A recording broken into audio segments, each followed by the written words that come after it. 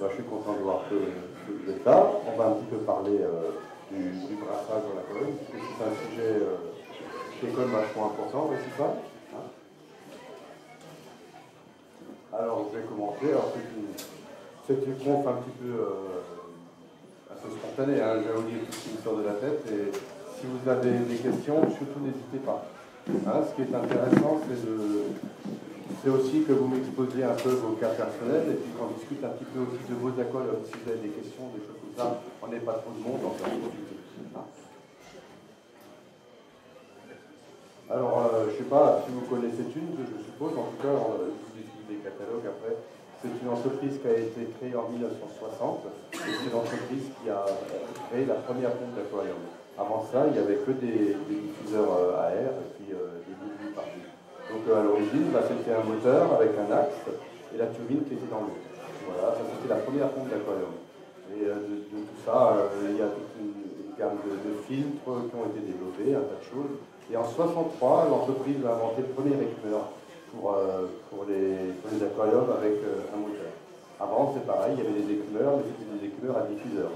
Donc en fait, c'est une entreprise qui a une histoire assez grande.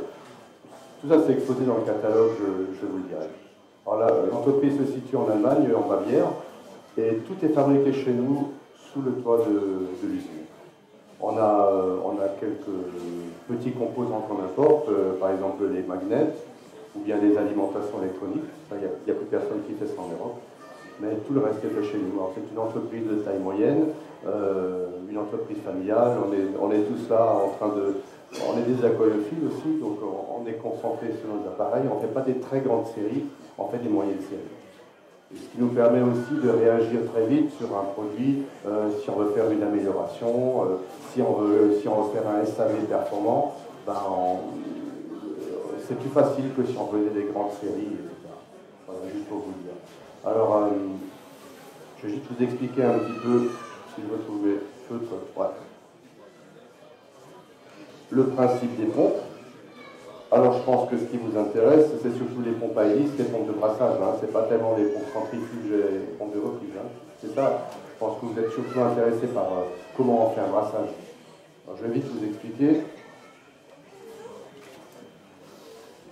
Disons que pour des pompes normales, entre guillemets, on utilise des moteurs synchrones. Alors, les moteurs synchrones, c'est des moteurs qu'on va brancher sur le réseau, sur le 230 volts, et qui vont se mettre à tourner. Alors ils vont tourner, mais ils ne sont pas réglables ces moteurs-là. Ce sont des pompes qui permettent de brasser de l'eau avec un coût de revient assez faible. Hein, donc c'est par exemple, je vais vous expliquer comme ça.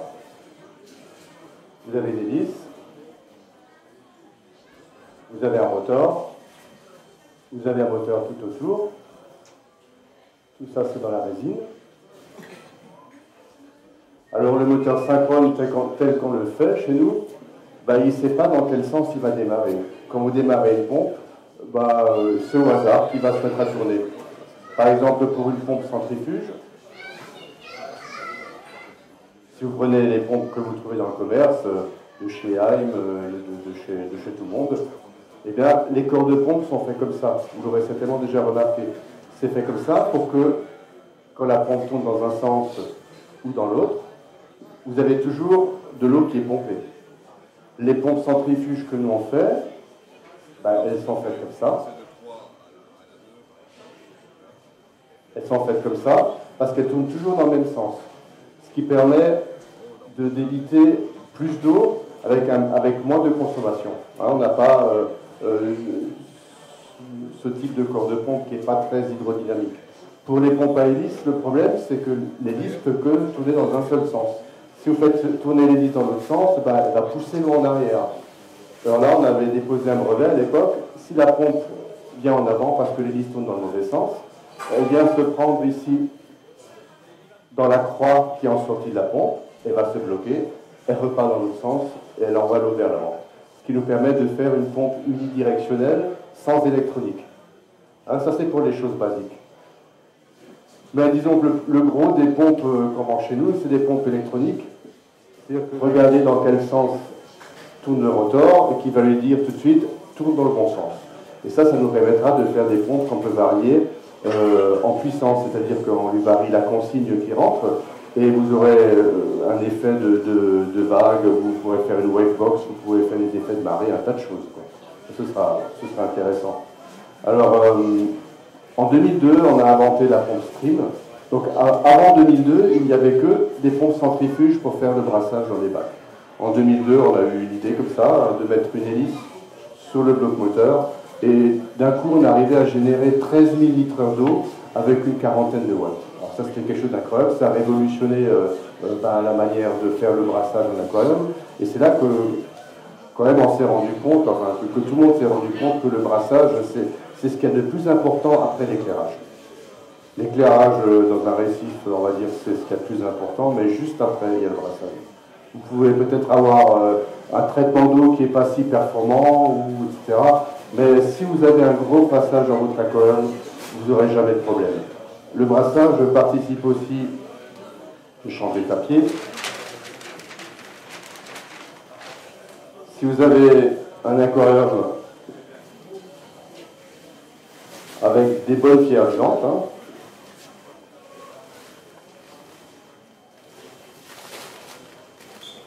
et que vous avez un brassage circulaire,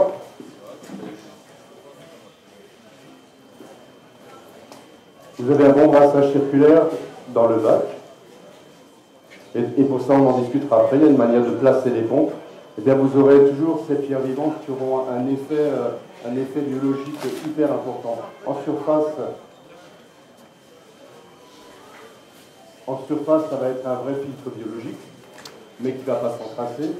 Et dans le cœur de la pierre vivante, vous allez avoir un délitrateur.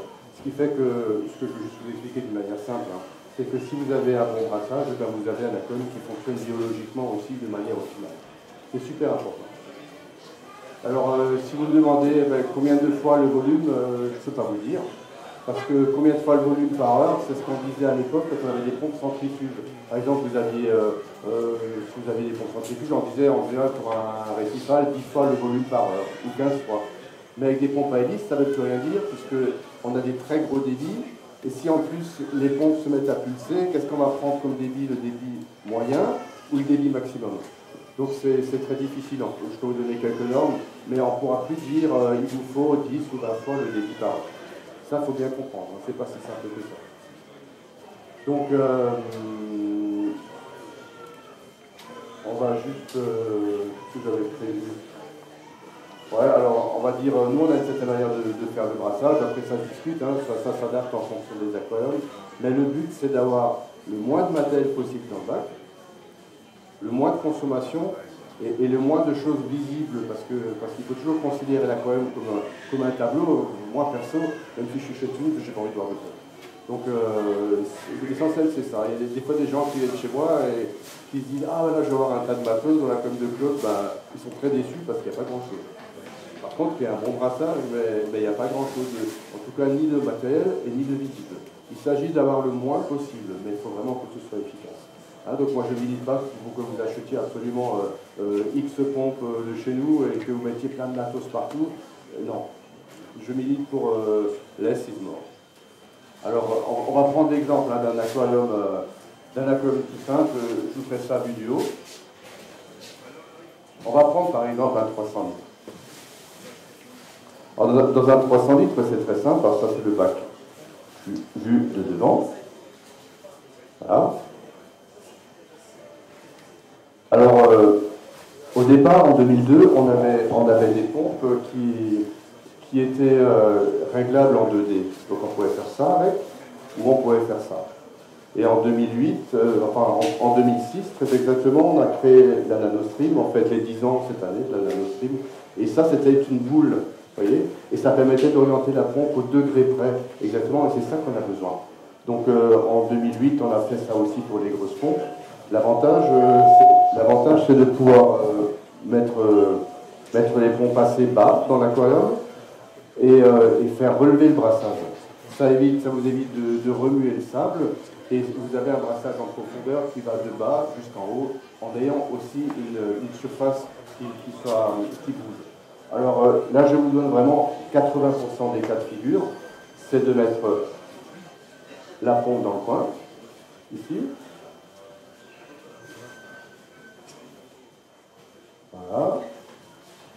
la pompe dans le coin. Sur le premier tiers de la vitre frontale. De là, qu'est-ce qui va se passer? Eh ben, l'eau va rebondir et vous allez créer un brassage circulaire. Ça, c'est hyper important. Parce que je vais vous décider aussi les pierres. Alors, il y a quelques années, on empilait les pierres sous l'arrière de la vitre. Bon, maintenant, on a enfin compris que ça, c'est pas ce qui est optimal, de faire un grand mur comme ça, et on fait plutôt des patates coralliennes. Hein. Enfin, ça, c'est au goût de chacun. Voilà, par exemple, bon ben, cette pompe, on va pouvoir la faire pulser, passer de 30% à 100%, ce qui fera des impulsions, hein, comme dans la mer. Mais le plus important, c'est qu'au bout de 6 heures, mais on peut aussi le faire au bout de 3 heures, au bout de 2 heures, c'est égal. 6 heures, ce sont les marées. C'est qu'au bout de 6 heures, on coupe cette pompe complètement, on utilise la deuxième, et on part dans l'autre sens. À ce moment-là, tous les déchets qui ont pu se mettre, par exemple, d'un côté de vos pierres, eh ben, ils vont être complètement délogés, ils vont partir en filtration mécanique, et c'est ça qui est important. Hein, c'est pas de placer des pompes n'importe comment, mais c'est de les placer comme, comme par exemple, si vous installez des enceintes acoustiques chez vous dans le salon, de les placer de manière symétrique par rapport à l'aquarium pour pouvoir faire un brassage de flux et un brassage de reflux. Si vous faites ça, vous n'aurez pratiquement jamais de sédiments dans l'aquarium. Ça, c'est super important. Alors, pour le placement en hauteur, moi, je peux vous donner un conseil. On va reproduire un petit peu nos patates coralliennes, tout ça. Voilà. Ça, c'est le décor vu de devant. Alors, je vois toujours quelque chose qui, moi, me horripile, mais que les gens placent les pompes au-dessus. Alors placer les pompes au-dessus, c'est pas bien parce que la pompe, elle va refouler ici et puis elle va vous enlever le sable. Surtout si vous utilisez du sugar qui est un super sable, ça va tout vous déloger. La pompe, il faudrait l'installer là. Vous voyez? On l'installe là.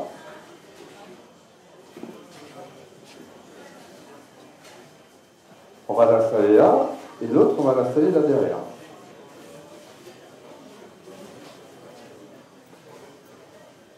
Alors pour commencer, les pompes, vous ne les verrez pas beaucoup, ça me fera plaisir.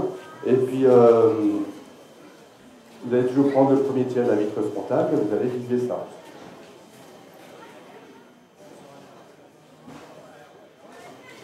Voilà.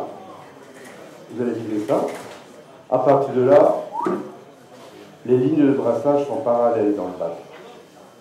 La surface sera brassée, le sable il ne bouge pas, vous pouvez mettre le sable le plus fin du monde, il ne bougera pas.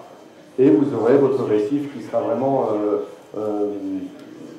brassé de manière permanente et optimale. Ça, c'est vraiment, il faut un peu comprendre le système. Elles sont faites pour ça, les pompes. Et c'est pour ça qu'il est important que vous puissiez vraiment les orienter au degré près et faire quelque chose qui fasse aussi que la surface bouge. Il n'y a pas besoin de gicler dans tous les sens, il faut que ça bouge un petit peu quand même. Ça, c'est un petit peu... ça représente 80% des cas. Je vais vous montrer un autre cas aussi, qui est le cas d'aquarium plus grand. Si vous avez par exemple 4 pompes dans un aquarium plus grand, alors là, il faut savoir que les pompes, vous pouvez les prendre de 5000 litres à 15 000. Hein. On a des pompes de 15 000 litres qui ont une sortie en 63, qui est très diffuse. C'est pour ça qu'on fait la différence dans le catalogue entre les pompes normales et les pompes white flow, à flux large. Donc la tendance aujourd'hui, c'est plus que d'utiliser des pompes à flux large, mais je vous dis, nous on milite pour avoir quelque chose de vraiment oriental exactement. Vous devez savoir à quel point c'est chiant de positionner des pompes dans l'aquarium. Pour qu'on se dise, ah ben là j'ai plus de dépôt, j'ai tout qui est propre, j'ai tout qui marche bien. C'est pas si facile. C'est pas si facile. Et puis je vous dis, cerise sous le gâteau, il ne faudrait pas avoir les pompes. C'est ce que vous avez acheté tout ça pour avoir des beaux coraux, pour avoir des bestioles, etc. Et tout ça, ça n'est que secondaire. Il faut vous imaginer sur une scène de théâtre. Sur une scène de théâtre, vous ne voyez pas les projecteurs, tout ça c'est caché. Vous voyez vraiment uniquement le spectacle dans un aquarium, c'est ça aussi. Il faut vraiment se concentrer sur les animaux et utiliser le moins de pompes possible et le plus efficacement possible. Là, au niveau consommation énergétique, il n'y aura chaque fois qu'une seule pompe en service. Donc, je veux dire, si une pompe fait par exemple 35 watts, ce sera que 35 watts de brassage pour le bac. Hein. Vous n'avez pas besoin d'autre chose. Si vous dites j'ai pas assez de brassage, je vais rajouter une pompe, ici, pourquoi pas, hein, ça dépend de la hauteur du bac, de la longueur, etc. Et bien donc, il faut toujours en rajouter une deuxième de l'autre côté pour avoir quelque chose de symétrique. Ça, il faut bien comprendre. On avait tout à l'époque des kits où il y avait un nombre impair de pompes. On l'a enlevé parce que c'est une ineptie. Il vous faut quelque chose de symétrique. Ou alors, si vous utilisez une pompe d'un type, prenez exactement la même pompe de l'autre côté. Parce qu'avoir des pompes très puissantes d'un côté, moins puissantes de l'autre côté, parce que tiens, on l'avait juste dans notre armoire, bah, c'est pas spécialement optimal. De toute façon, si vous avez des pompes en trop, ça se vend très bien sur eBay, il n'y a aucun problème. Donc je vais vous donner l'exemple avec 4 pompes. C'est un exemple intéressant aussi. Et vous ne faites jamais d'études de ça. Alors, attendez voir. Maintenant, je vais vous montrer le bac vu du haut. C'est surtout destiné à des bacs très larges. Voilà. Alors le décor, je sais pas, on va faire quelque chose. Hein. Une grosse patate corallée ici. Petite à côté. Voilà. Alors pour brasser des bacs très larges comme ça, il y a quelque chose qu'on conseille beaucoup. C'est de placer les pompes comme ça. Alors là, dans ce cas-là, c'est l'exception, il faudra mettre les pompes un peu plus haut. Voilà. Donc ces pompes sont reliées, là vous n'avez pas le choix, à un multicontrôleur. On va faire ça. Et on va faire ça. Voilà. On va faire ça. Moi je suis désolé. Hein. C'est pas compréhensible, mais bon, vous suivez les câbles. Voilà, ça c'est le canal 1, 2, 3, 4. Alors on va faire fonctionner des pompes en diagonale. En diagonale, ça va être super pratique. Vous allez faire aller les pompes tout droit. Là, vous visez plus une vitre, vous les faites aller tout droit. Voilà. Et voilà. Et là, vous aurez un puissant courant circulaire. Et ça, pour les bacs de plus de 80 cm de profondeur, c'est vraiment, vraiment utile. Ensuite, vous basculez sur l'autre canal, donc il fait ça automatiquement, en fonction de votre programmation, et vous aurez ces pompes qui vont pulser, et celle-ci s'arrête. Et vous aurez un puissant brassage dans l'autre sens. Et ça, c'est vraiment très utile pour des bacs larges. Pas de questions là, à ce niveau-là. Hein. C'est bon?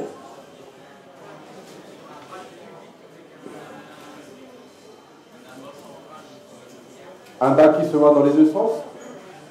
C'est un bac qui se voit sur les trois faces. Ça, c'est super intéressant.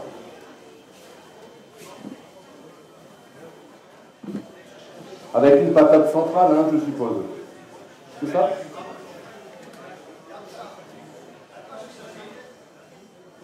Comme ça, on va les tirer ici. Ah ben là, vous n'avez pas beaucoup le choix, puisque on peut voir ici, de là et de là.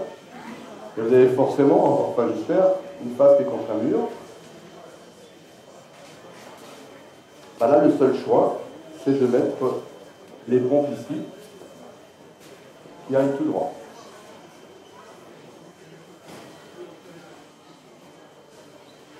Donc vous pouvez mettre ici, si le bac est très haut, une pompe à peu près à 20 cm sur la surface et l'autre encore 50 cm en dessous. Pour avoir vraiment un mur d'eau qui vienne et qui va pousser comme ça. Et ici, ça va tourner. Ça va venir comme ça.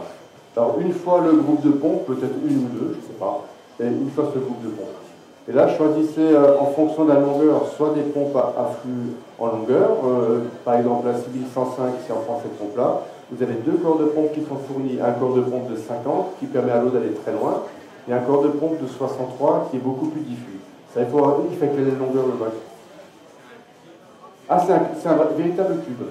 Ouais, bah, dans ce cas-là, vous pouvez prendre des pompes à large flux, ça ira bien aussi. Pour éviter que quand l'eau arrive ici, qu'elle aille vers le bas et qu'elle vous enlève le sable, vous mettez cette pompe, comme dit, un peu plus bas et légèrement orientée vers le haut.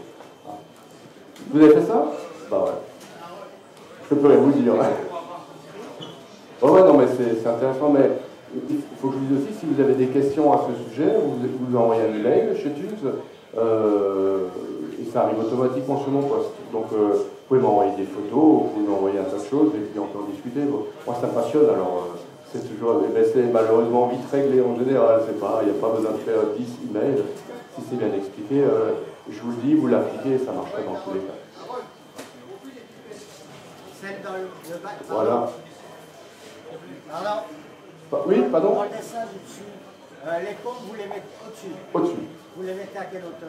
Bah écoutez, là ça dépend une fois de plus de la longueur du bac. C'est le même problème qu'ici. Si vous avez un bac qui est très long, je vous conseille plutôt d'en mettre deux, l'une en dessous de l'autre. Et sinon, on va prendre l'exemple d'un bac d'1,60 m par exemple. Bah écoutez, moi je les mettrais plutôt assez bas, légèrement orientés vers l'eau. Quand je vous dis assez bas, c'est 15 à 20 cm. Hein. Parce que le corps de pompe possède à peu près 4 fois la surface de la sortie. Donc au niveau de l'aspiration, je veux dire, vous pouvez vous mettre à 5 cm du sable, vous risquez pas d'aspirer le sable. Hein. Mais moi je vais mettre assez bas, c'est pour des questions d'esthétique. Et des questions aussi que, vous savez, il ne faudrait pas que quand le flux d'eau arrive ici, je donne l'exemple, hein, quand il arrive ici, il descend et vous enlève tout ce qu'il y a là. C'est pour ça qu'il faut toujours mettre les pompes un peu plus bas et les remonter. Elles sont faites pour ça, hein, donc il faut en profiter. Alors, est-ce que vous avez des questions sur votre cas personnel d'aquarium? Non? Profitez-en, hein, ça peut intéresser tout le monde, il n'y a pas de souci. Alors, voyons voir, qu'est-ce que j'avais prévu de vous dire aussi? Voilà, les principes génériques, des exemples, hein, comme dit, n'hésitez pas. Donc, c'est pour ça que les pompes chez nous sont vraiment orientables en 3D. Moi, je trouve ça super important. Alors, bien sûr, si vous utilisez des pompes d'autres marques, hein, par exemple Ecotech, les pompes qui ne sont pas réglables, ils compensent ça, eux, avec un flux très très large.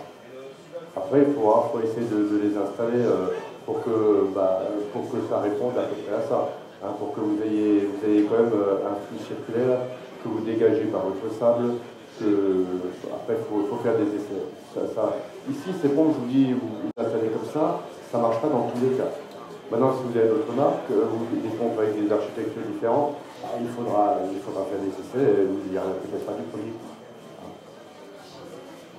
Après, il y a aussi la problématique de savoir est-ce que vous êtes contre un mur, à quel endroit vous pouvez installer des pompes, c'est ça. Nous, on a des magnets, bien sûr, à l'arrière, qui font 15 mm de large. Donc, tant que vous avez 2 cm entre le bac et le mur, vous pouvez placer ça. Il n'y a pas de souci. Oui? Par contre, quand vous avez une configuration pente externe, donc j'ai le fond mon... Ah, vous voulez dire, vous avez une vitre avant inclinée, comme ça? Non, non. Donc le bac, tous mes roches vivantes, oui. En fait, ils forment un mur de fond. Oui. Avec une droite. Ouais. Donc là, mes pompes, si je veux vraiment un brassage, parce que j'ai laissé quand même quelques centimètres derrière. À l'arrière, ouais, donc ça circule un petit peu. Comment je peux... Alors c'est difficile. C'est difficile. Alors ça, c'est typiquement les décors que faisaient les Allemands. Il y a X temps, ça commençait comme ça, à recouvrir le mur arrière d'un décor de pierre.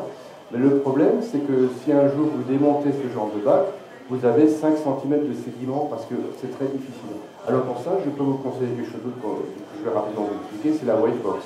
La white box vous permet dans ce cas-là de tout désédimenter. Je vais vous expliquer ça. La white box, on l'a développée en 2004 sur le principe de la résonance. Alors, la résonance, tout le monde sait ce que c'est, hein, vous savez ce que c'est qu'un pendule. Hein, un pendule, je vais vous dessiner un pendule. Voilà. En fonction de la longueur de la ficelle, votre pendule va osciller à une certaine fréquence. Hein, il va faire un aller-retour en 0,9 secondes. Si vous augmentez la longueur, bah, il le fera en 1 seconde et demie, etc. La longueur du pendule, c'est la longueur du bac. Donc en fin de compte, c'est très simple. Le pendule, si vous voulez le faire osciller, vous donnez régulièrement un petit peu d'énergie. Mais il faut que la fréquence soit vraiment exacte.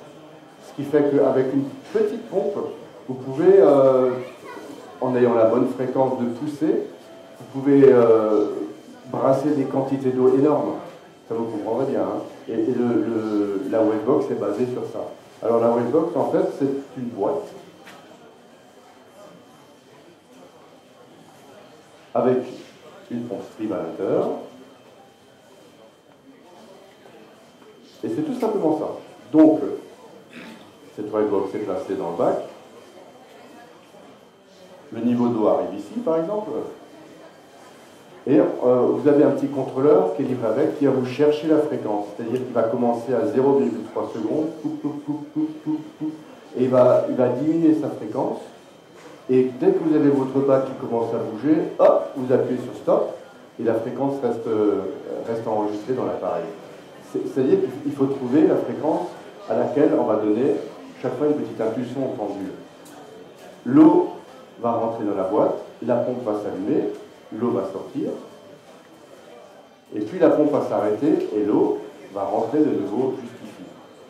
Et cette différence de niveau d'eau dans la boîte, ça va être comme un piston qui va vous appuyer sur le niveau d'eau de votre aquarium. Alors une boîte comme ça fait 11 cm sur 11, ça se place dans un coin du bac, et avec ça, vous pouvez mettre en mouvement un bac de 2 mètres, de 2 mètres 50, ça prend très peu de place, mais comme on travaille exactement sur la fréquence critique de l'aquarium, eh bien, on arrive à bouger des grosses quantités d'eau. Alors ça donne quoi au niveau de l'aquarium? Ça donne tout simplement ça, ou ça. Hein, vous avez un point ici, qui est le centre de l'aquarium. Alors c'est très impressionnant, hein, la Wavebox, parce qu'avec très très peu d'énergie, on va dire une pompe comme ça fait 45 watts divisé par 2, comptez à peu près 22 watts. Avec 22 watts, vous arrivez à mettre en mouvement 1000, 2000 litres sans aucun problème. Alors là, le grand avantage là, c'est qu'il n'y aura plus 1 cm pardon, il n'y aura plus 1 cm3 dans le bac qui ne va pas bouger. Donc l'eau fait ça, comme ça en permanence. Vous avez tout qui va être en mouvement. Chaque centimètre cube à l'arrière du décor, tout ça, tout sera sans arrêt mis en mouvement. Alors ça, c'est vraiment impressionnant. Donc, je peux pas vous donner des explications scientifiques, mais concernant la pousse des SPS, des coraux SPS, c'est formidable. On a vraiment une croissance qui sera beaucoup plus grande pour ce type de coraux avec un système Wavebox que ça. Alors ça, on peut s'approcher de l'effet Wavebox en mettant 2 pompes. On n'aura pas le même effet, hein, en mettant 2 pompes ici, qui vont être pilotées aussi à une fréquence exacte, une fois l'une, une fois l'autre, on peut arriver à bouger comme ça. Mais disons qu'une petite boîte comme ça, je me souviens un jour, on avait fait un essai dans un magasin en Belgique, c'était un 3000 litres, et comme j'avais juste une Wavebox, j'ai dit tiens, on va essayer, mais je ne sais pas si ça donnait quelque chose. Et on a réussi à faire en surface 2 cm de différence de niveau, pour un bac de 3000 litres, 3500 litres, avec juste une Wavebox.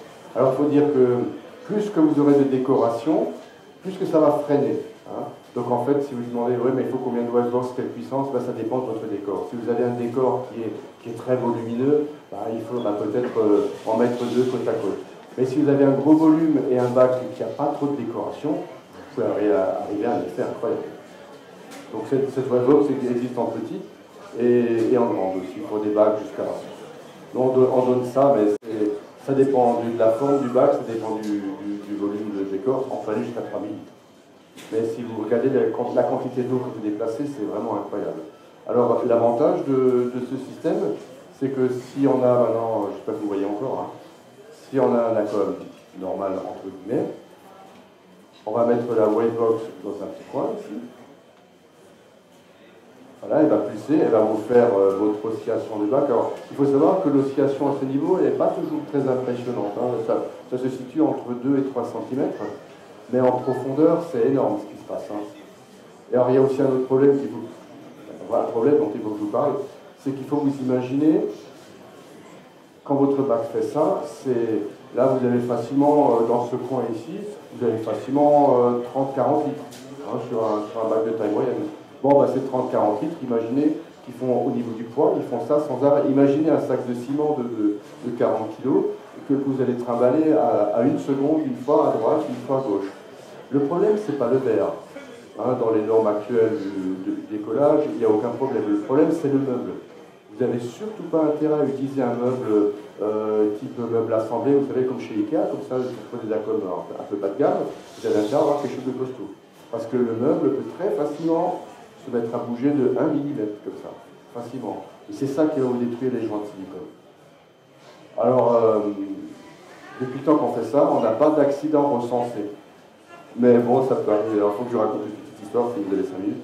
J'ai un copain, pas loin de chez moi, qui a un bac de 3 mètres à peu près, mais qui avait fait dans les années 80, un beau bac récifal, et il m'a dit « Ouais, écoute Claude, j'ai acheté une Wavebox, tu pourras venir me l'installer à l'occasion ?» Parce que bon, c'est plus facile d'appeler Claude pour ça. Alors, j'avais pas le temps d'y aller tout de suite, et ce qui s'est passé, bah, le bac a cassé.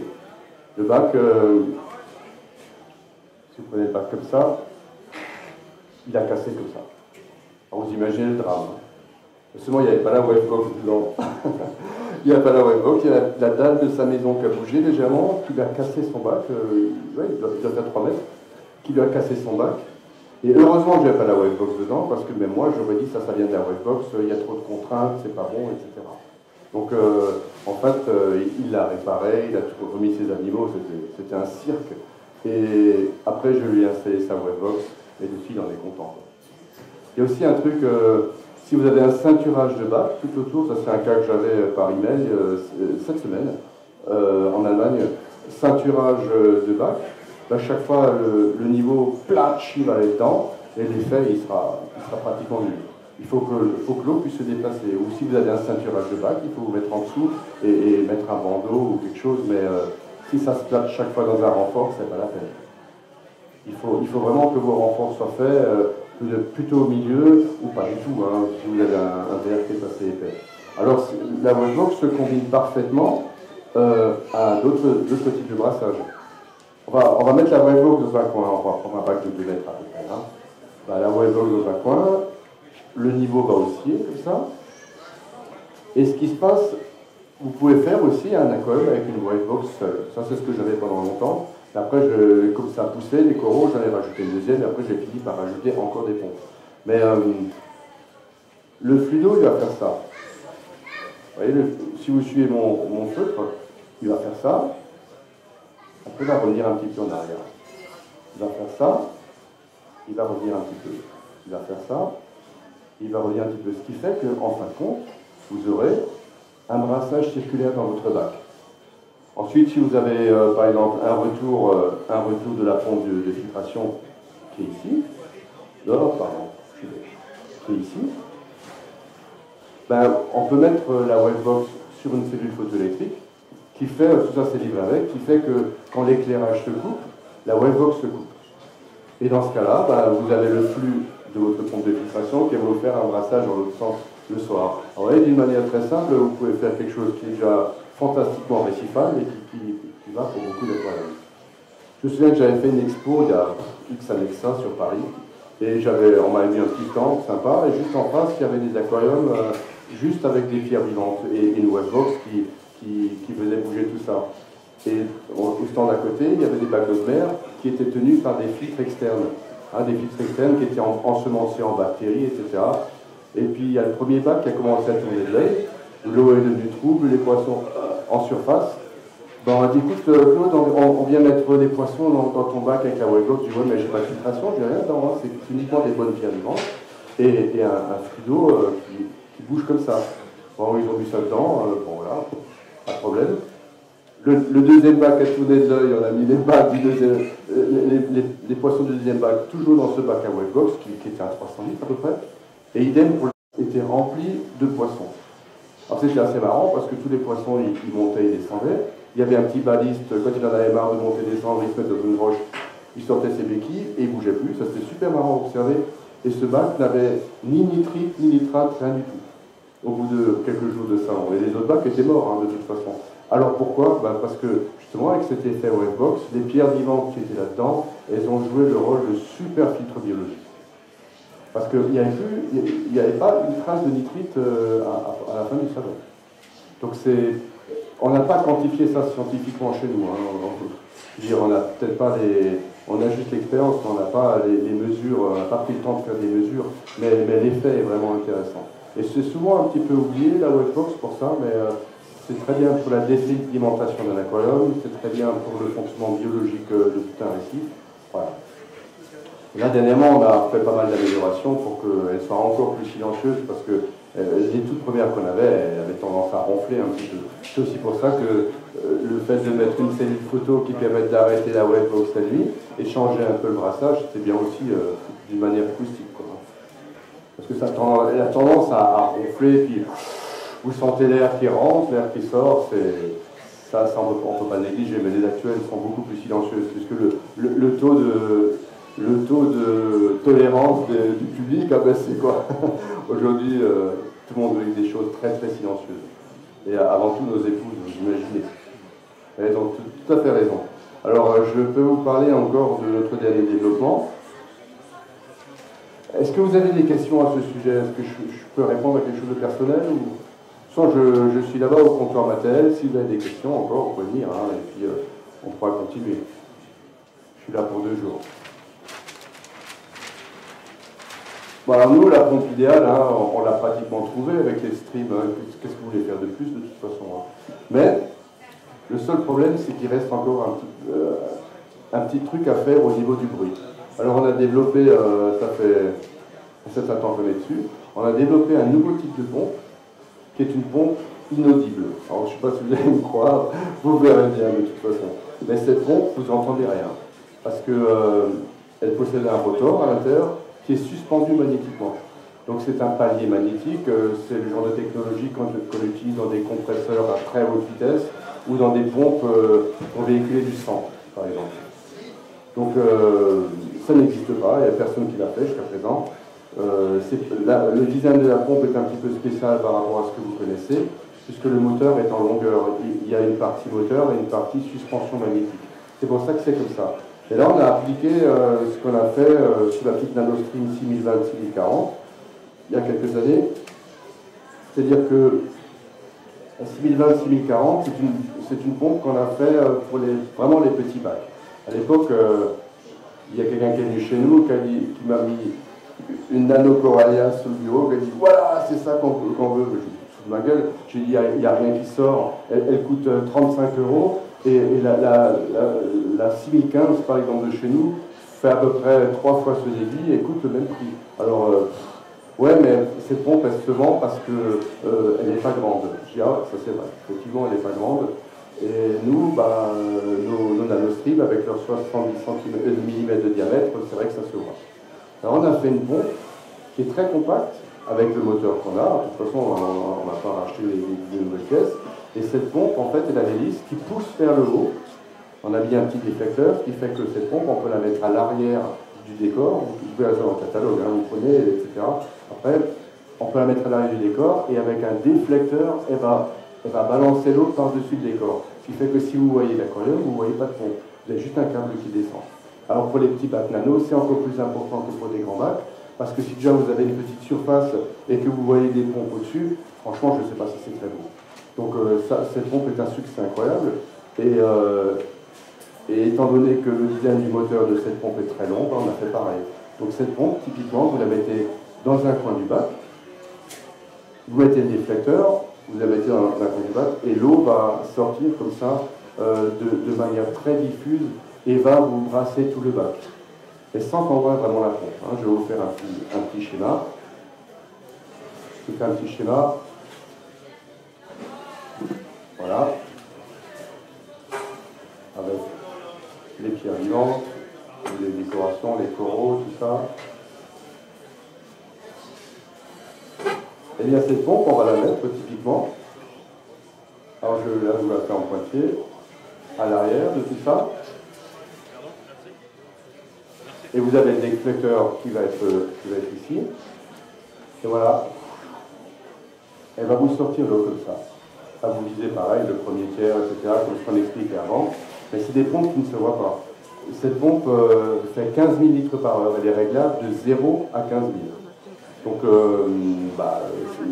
elle a pas mal d'avantages aussi. On a mis toute notre expérience dedans. Je vous donne un exemple. Toutes les 24 heures, la pompe s'arrête, tourne dans l'autre sens pour nettoyer, la grille. Voilà, c'est ça, comme ça. Je vais vous la faire passer. Hein. Donc, toutes les 24 heures, elle va décrasser la grille et elle va se remettre à tourner. Et comme dit, elle est garantie 5 ans. Vous n'avez pas d'entretien, vous n'avez rien à faire. Et la crasse qu'il y a dans la grille elle retourne dans le bac. Hein. Pardon? Voilà, enfin, c'est diffusé dans l'aquarium. Si vous avez une filtration, ça va être pris. Si ça se remet dessus, ça va redégager 24 heures après. Ça, c'est tout ce qu'on peut faire. Mais décrasser la grille, c'est vraiment important. Surtout si vous l'utilisez à 15 000 litres, vous voyez. Nous, le but, c'est que cette pompe, dans l'aquarium, vous l'oubliez. Hein. Déjà, moi, j'ai des 6155 dans mon bac, que j'ai mis en 2011. Je les ai nettoyés il y a un mois, à peu près. Ouais, elles ressemblaient à des pierres vivantes, il faut dire. Et puis, j'ai commencé à nettoyer, qu'il n'y a plus rien qui sortait. Mais là, c'est fait pour ça aussi. Hein. Ouais, donc voilà, c'est quelque chose. Elle se fixe par magnet à l'arrière. Je vais vous faire ce bac vu de devant. Vu d'au-dessus, pardon. Vu d'au-dessus, on va faire quelque chose comme ça. Là. Batteries sont ici, une pompe là. On va mettre des pierres, patates coralliennes, des machins comme ça. Et puis même si vous avez peut-être une pompe, pourquoi pas. Hein, bon. Et le flux d'eau est très large.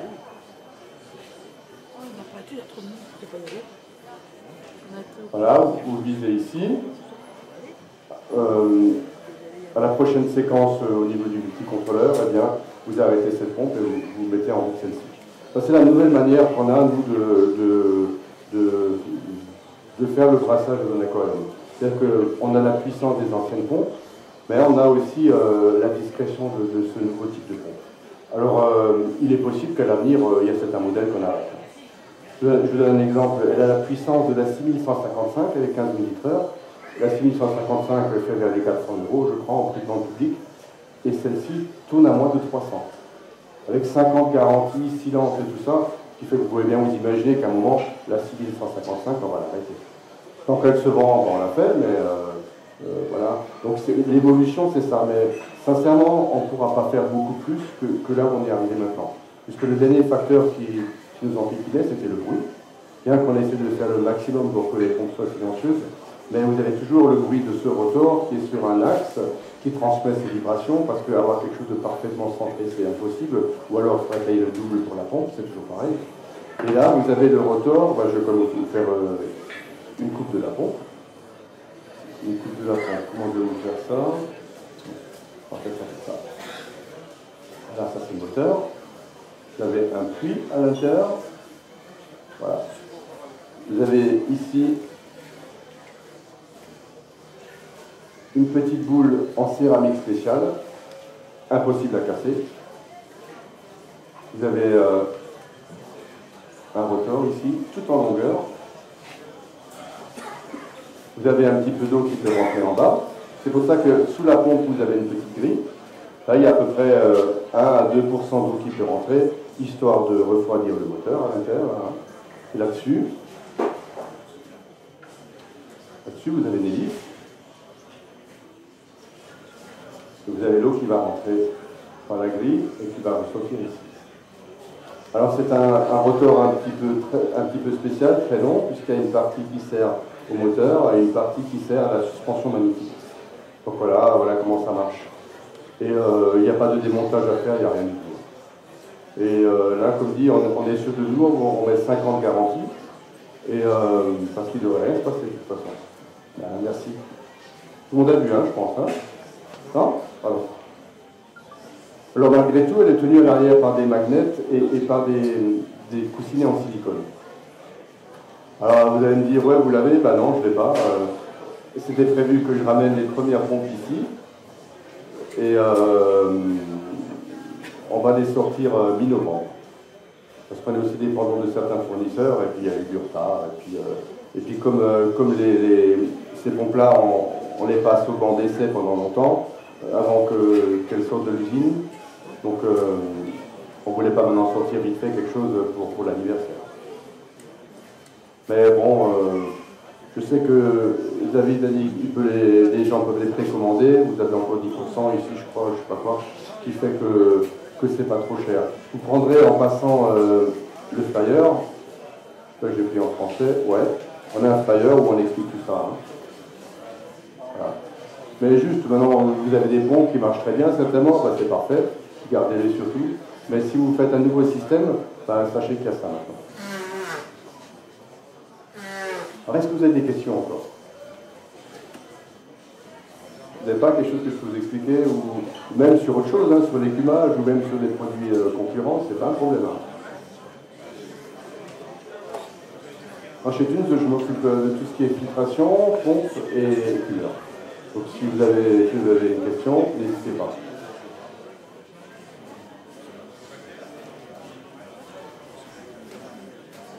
En tout cas, dire au niveau de l'évolution des pompes, il n'y aura pas beaucoup plus. Hein. Chez nous en tout cas. Parce que, vous savez, vous arrivez, c'est comme une espèce de courbe, vous arrivez de plus en plus à la droite idéale, vous ne l'atteindrez jamais parce que ça c'est la mer.